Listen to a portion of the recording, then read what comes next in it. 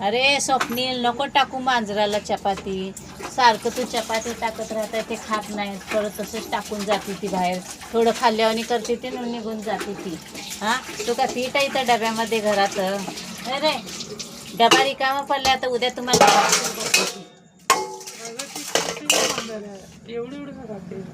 छोटीशी मांजर असलं तर काय झालं, एवढं एवढं खाल्लं तर का ते पाळते मांजर आहेत ते आपले. ते गावभर मांजर हिंडून येते, तो खायलाच असले की बरोबर मॅव मॅव मॅव करत घरात येते ते. आणि उगं तोडून तोडून चपात्या टाकत राहतात. हे बघा कसं बघते ते पण.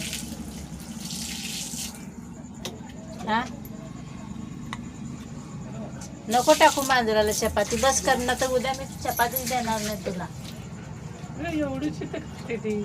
एवढीशी खाते, डब्यात पीठ नाही उद्याच्याला. का तुझा बाप माल भरून देणार आहे मला जेवण बनवायला? गेला बाप तुझा तिकडे गावाला, 15 दिवस झालं बसला जाऊन. हा, ते बघ ते पोरगी कशी तेवढा टोपलंभर भांडे घासलंय.